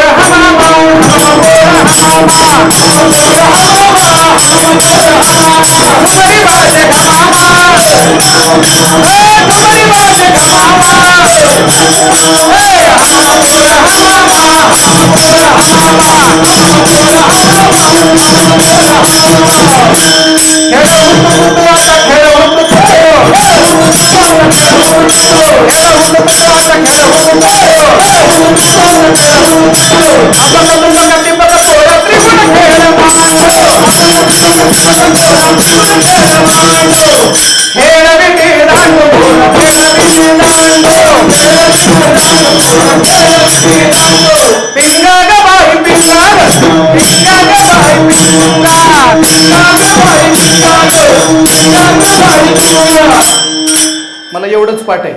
अनेक खेळ खेळता खेळता गोपाळ थकले, म्हणले आम्हाला आता भुका लागल्या. खांदी भार पोटी भूक काय खेळा याचे सुख तुका म्हणे, आता खेळ मोडावा पडदा. बंद करा म्हणले आता खेळ. भगवान परमात्म्याने सुंदर वेणू वाजवले आणि वेणू वाजवल्याबरोबर सर्व गायी एकत्रित जमा झाल्या. गायी रवंत करत बसल्या आणि भगवान परमात्म्याने गोपाळांना सांगितलं आपल्या आपल्या शिदोऱ्या जमा करा. सर्वांच्या शिदोऱ्या एकत्रित आणल्या. आणि पुन्हा एक गोष्ट सांगतो, त्या काळातले गोपाळ बरं का, त्या काळातले गोपाळ देवाकडे येत असताना शिदोऱ्या घेऊन येत होते, सोबत काहीतरी आणत होते. आज आताच्या गवळणी काहीतरी आणतात, गवळणी कथेला कीर्तनाला येताना लाह्या तरी काहीतरी आणतात. आमचे गोपाळ आणत नाहीत, आमच्याच पुढचा गुळाचा खडा. मला झालं कीर्तन खाऊ का म्हणतात बरं का. त्या गोपाळाने सर्वांनी शिदोऱ्या आणल्या आणि शिदोऱ्या आणल्यानंतर भगवान परमात्म्याने त्याचा काला केला. सर्व गोपाळांना कमल पुष्पाप्रमाणे बसवलं. लहान लहान गोपाळ पुढे, मोठे मोठे गोपाळ मागे. कसं बसवलं त्याचं वर्णन भागवतकार करतात. बिघडवेणं जनरपठयो शृंगवेत्रेच कक्षे वामे पाणो मश्रुण कबलम तत्फलाने गोलेशु तिष्ठन मध्ये स्वपरी सुरदो हास्य नर्व विश्वहे स्वर्गे लोके मिषते बहुजे यज्ञ भोग बाल केली पुंडरी कवरद हरी विठ्ठल गोपाल कृष्ण भगवान की जय. गोविंद बोलो हरि गोपाल हरि बोलो हरि गोपाल गोविंद बोलो हरि गोपाल बोलो हरि गोपाल गोविंद बोलो हरि गोपाल बोलो गोविंद बोलो हरि गोपाल बोलो गोविंद बोलो हरि गोपाल बोलो गोविंद बोलो हरि गोपाल बोलो राधे राधे राधे राधे राधे राधे बोलो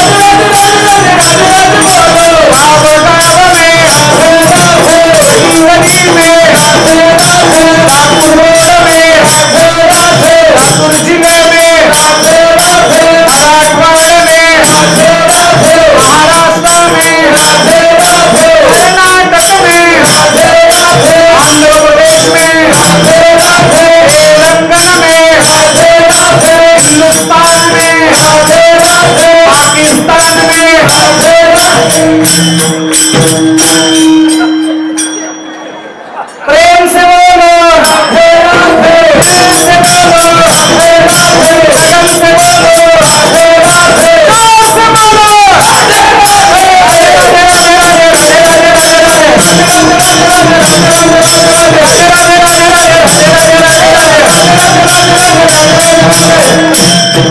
भगवान कृष्ण परमात्म्याने गोपाळांच्या सानिध्यामध्ये काला केला. हा काला स्वतःच्या हाताने वाढला. लक्षात ठेवा. वामे पानो मशृण कवलम. डाव्या वामे म्हणजे डाव्या हातात प्रसादाचं पात्र घेतलं आणि उजव्या हाताने प्रसाद वाटायला सुरुवात केली. म्हणजे काल्याचा प्रसाद कुणी वाढला? बोला बोला. देवानी. काल्याचा प्रसाद वाढणारा देव. मग तो प्रसाद लाहीचा असू द्या अगर भाताचा असू द्या, जो वाढण्याचं काम करतो त्याला मी तरी देव म्हटल्याशिवाय राहत नाही. वाढणारा खरंच देवासारखी माणसं आहे तो. महाराज श्रीमंताच्या लग्नामध्ये रोजाने केटरर्स लावायला मुलं मिळतील, कामगार मिळतील, पण गोरगरिबाच्या लग्नात कोण रोजान लावतं का? गोविंद बाबाची सेवा आहे. कोणी रोजान लावलं वाढायला एखादा माणूस नाही. हे सगळे तुमच्या माझ्याच आहेत. आपण सर्वजण वाढण्याचं काम करतोय. फक्त वाढणारा देवासारखा असतो. फक्त एक करायचं वाढताना. आपल्याकडे जर वर्णाचं बकेट असेल, आपल्या जवळचा मित्र असला की त्याला वरचं वरचं वाढायचं. मग असं जर केलं तर मग मात्र आम्ही त्याला कंस म्हटल्याशिवाय राहत नाही. चला, वाढताना पंक्तिभेद करायचा नाही. भगवान कृष्ण परमात्म्याने गोपाळांना काला दिला. त्याच्यामध्ये काही घुसखोर आले महाराज. घुसखोर आले. भगवंताने त्या देवांना काला दिला नाही.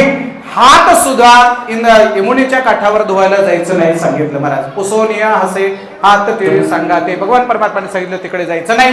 गोपाळांना काला दिला. आता काला देत असताना गोपाळाने सांगितलं काला एकट्याने खायचा नाही. काला एकट्याने खायचा नाही. एकमेकाला खाऊ घालायचा. कसा खाऊ घालायचा?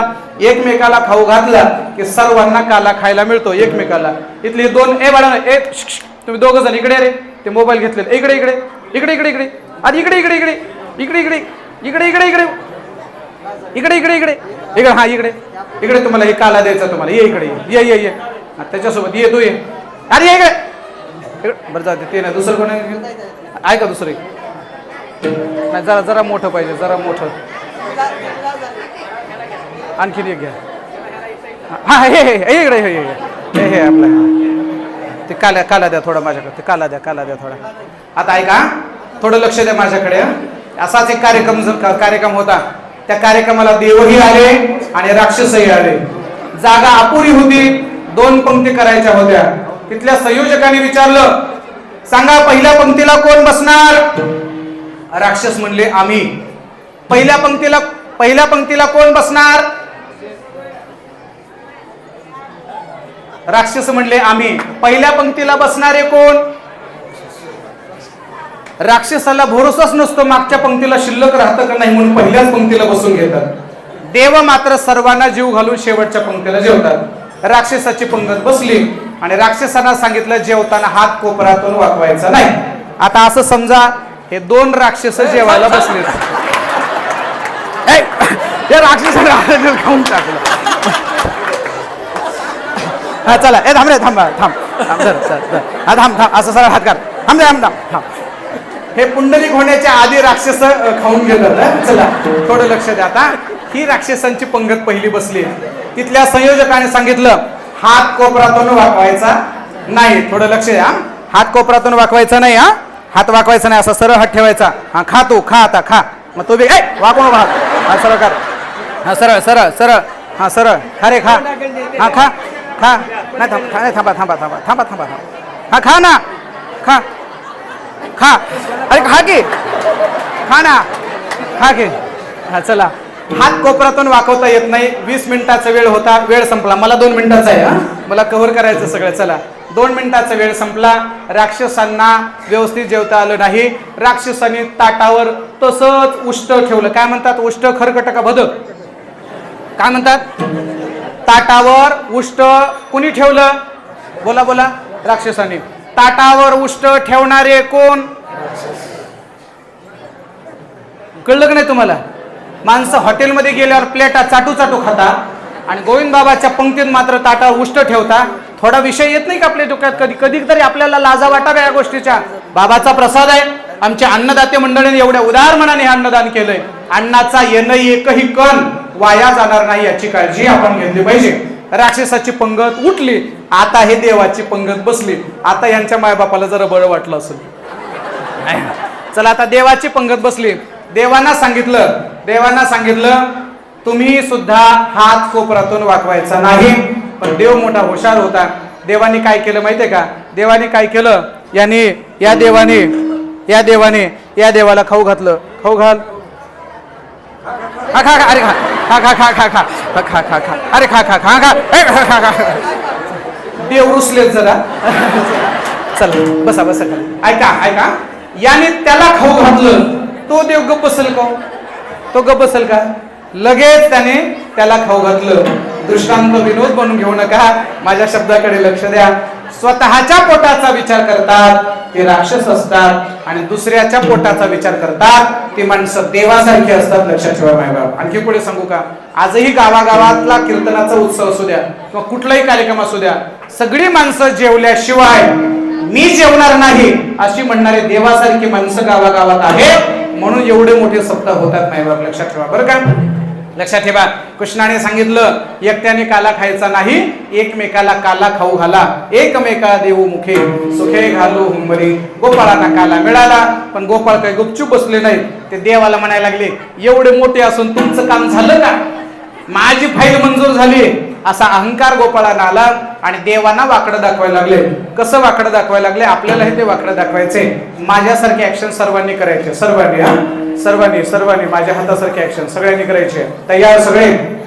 एकदा सगळे वाकडे घे रे बाबा. हा सगळे माझ्या हातासारखे ऍक्शन. तयार सगळे? माझा हात खाली येऊन 1.5 घंटा झालं. माझ्या हाताकडे लक्ष द्या. हाताकडे लक्ष द्या तुम्ही. हा स्वर द्या. मी भजन घेणार आहे. माझ्या हाताकडे तुमचं लक्ष असलं पाहिजे. तयार? विठाला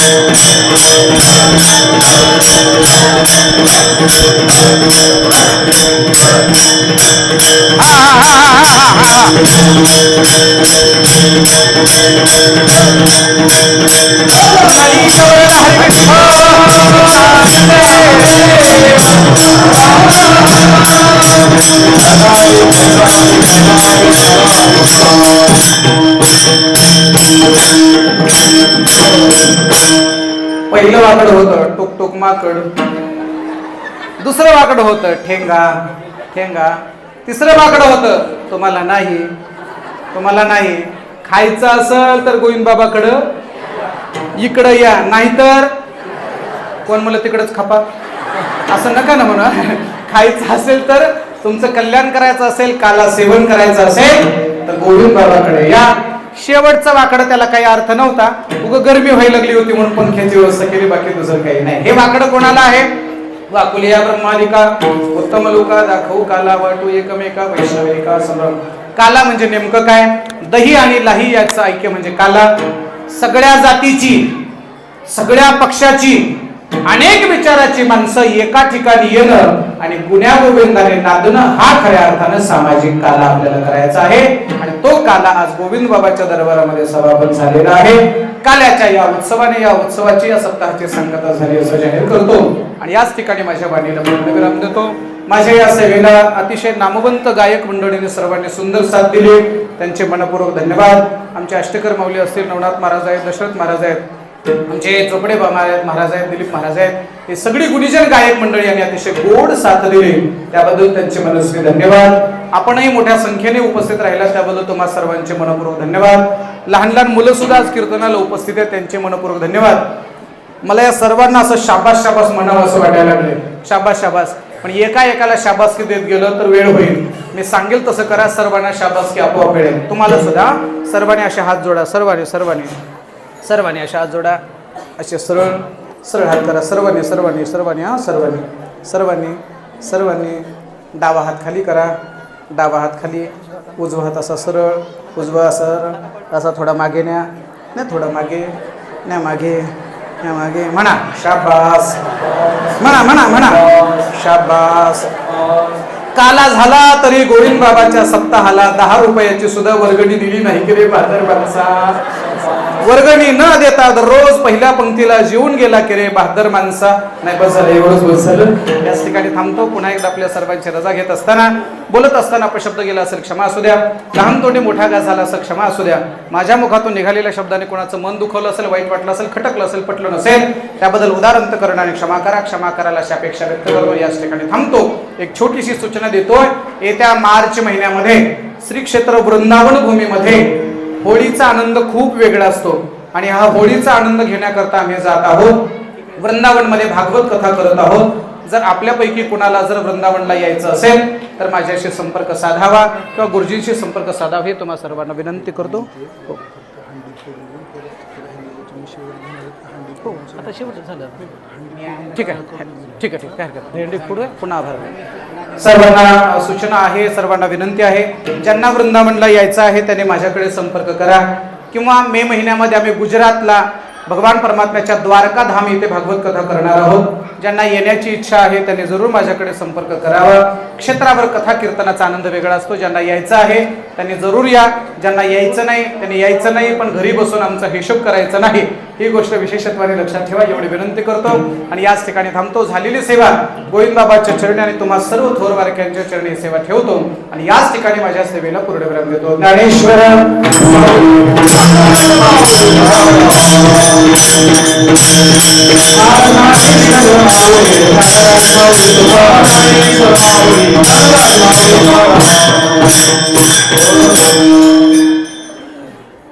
ही जागेवरून उठू नका. काला वाटायला ते उभा टाकलेली म्हणजे त्यांनी काल्याला चालू करा, तोपर्यंत वाटणं होते. आरती काला वाटल्यानंतर होईल. जय विठ्ठल झालं पुढे काला चालू करा. आता महाराज गवनाचा दही हंडी होणार आहे, त्याच्या अगोदर मी आजची सेवा घेणार आहे. अशोक मुंडे यांना, आकाश मुंडे यांना या ठिकाणी बोलवतो आणि महाराजांच्या हस्ते त्यांचा थोडक्यात सत्कार.